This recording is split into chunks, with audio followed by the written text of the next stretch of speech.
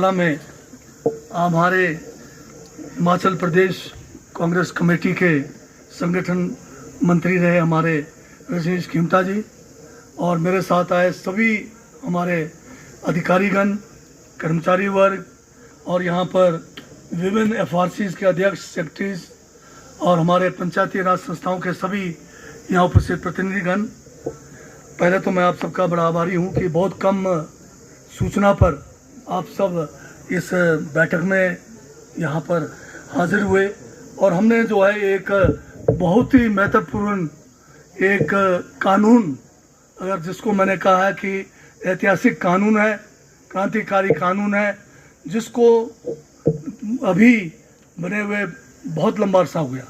2008 में ये पूरे देश में इस कानून को लागू किया गया, जम्मू कश्मीर के अलावा, परंतु उसके बावजूद जो है हम इसमें हिमाचल में, पहले तो धूमल साहब की जब सरकार रही 2008 में, उन्होंने क्लैरिफिकेशन के लिए केंद्र में भेज दिया कि क्या ये कानून हिमाचल में लागू हो सकता है, नहीं हो सकता है। उन्होंने अपना 5 साल वैसे ही निकाल दिया। फिर दोबारा से हिमाचल में कांग्रेस की सरकार बनी, आप सबका आशीर्वाद रहा।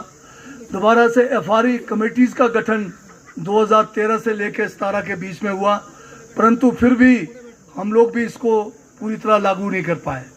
बीच में फिर दोबारा भारतीय जनता पार्टी की सरकार बनी, फिर ये लोग भी 5 साल इसमें कोई काम नहीं किया।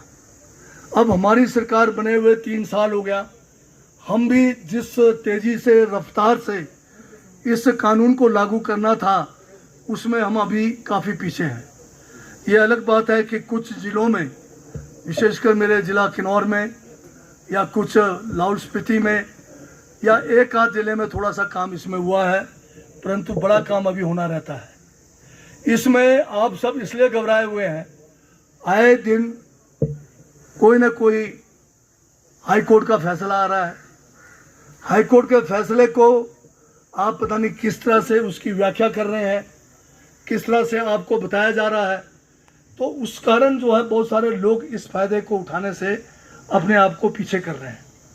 परंतु एक बात बताना चाहूँगा, जिस दिन ये कानून बंद हो जाएगा, जब ये जो है आपके लिए उस दिन सबसे बुरा दिन क्यों रहेगा, क्योंकि उसके बाद 1 इंच भूमि के ऊपर अगर आपका कब्जा पाया जाएगा तो आप बेदखल होंगे।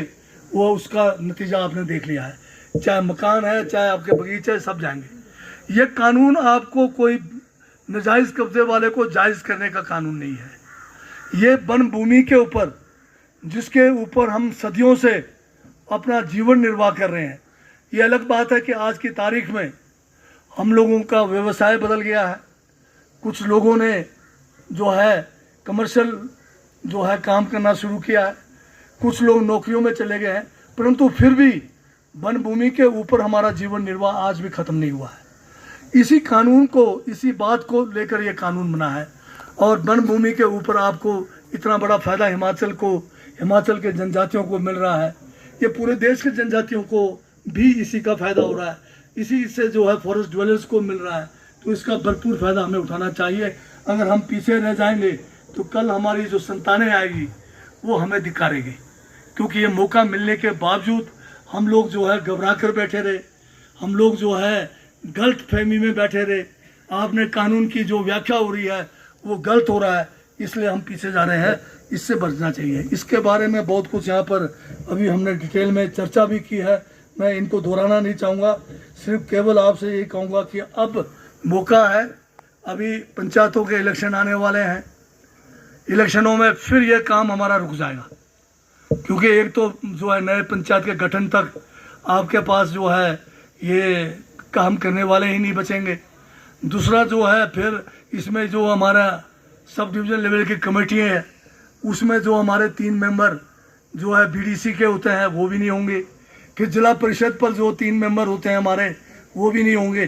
तो ये कुछ महीनों के लिए ये जो है काम फिर रुकने वाला है। परंतु अभी समय है नवंबर तक, जब तक आपकी पंचायतें डिसॉल्व नहीं होती है, बढ़ चढ़कर आप इसमें ज़्यादा से ज़्यादा केस लाओ, ताकि एक शुरुआत तो हो जाए शिमला डिस्ट्रिक्ट के अंदर। शिमला डिस्ट्रिक्ट इस काम में बहुत पीछे चला गया है। आज चौपाल में आकर हम पूरे शिमला डिस्ट्रिक्ट के लोगों को यहाँ पर एक जो है अपने तरफ से उनको ये कह सकते हैं, उनसे अनुग्रह कर सकते हैं कि भाई ये फायदे वाला काम है, इसको जल्द से जल्द करो। रामपुर के अंदर इस किस्म की मैं 3 कार्यशालाएं कर चुका हूं, परंतु वहां भी जो रफ्तार होना चाहिए वो रफ्तार अभी तक देखने में नहीं आया है। अब 2 बातें जो है, इस बार जो आपदा हुई है उसके बारे में भी करना चाहता हूँ। अभी इस बार भी 2023 के तरह ही आपदा जो है पूरे प्रदेश में हुआ, आपके इलाके में भी हुआ, बहुत सारे डिस्ट्रिक्टों में बहुत ज़्यादा नुकसान भी हुआ, परंतु झूठ का बाजार फिर भी गर्म है। विपक्ष वाले रोज़ जो है यहाँ पर ताने देते हैं कि केंद्र सरकार से बहुत पैसा आया, परंतु हम कह रहे हैं बार बार कितना पैसा आया है, श्वेत पत्र जारी करो, जारी नहीं करते। केंद्र सरकार से जो पैसा अभी तक हमें आया वो 1 साल में पूरे देश के सभी प्रदेशों को आता है। एनडीआरएफ और एसडीआरएफ में आपदा प्रबंधन के लिए जो पैसा आता है उससे सिर्फ एक 1500 करोड़ रुपए जो प्रधानमंत्री जी घोषणा करके अभी गए। 23 में प्रधानमंत्री जी नहीं आए, उस समय भी बहुत बड़ा नुकसान हुआ हिमाचल प्रदेश में। 10,000 करोड़ का मूल्यांकन केंद्र की टीमें आके करके गई, परंतु 2,000 करोड़ रुपए देने की घोषणा हुई, उसमें 23 चला गया, 24 चला गया, 25 में घोषणा हुआ, उसमें भी 500 करोड़ तो हिमाचल को देना है, तब जाके वो 1500 करोड़ रुपए पोस्ट डिजास्टर मैनेजमेंट का नीड उसका जो है वो मिलना है, पीडीएनए का। और अभी जो 1500 करोड़ की घोषणा प्रधानमंत्री जी करके आए, अभी हम इंतजार में हैं, पता नहीं कब कौन सा जहाज में यह पैसा आएगा या कौन से ट्रेन से आएगा। मुझे लग रहा है कि वो बैलगाड़ी भी अभी शुरू नहीं हुई जो दिल्ली से यह पैसा हमें आएगा।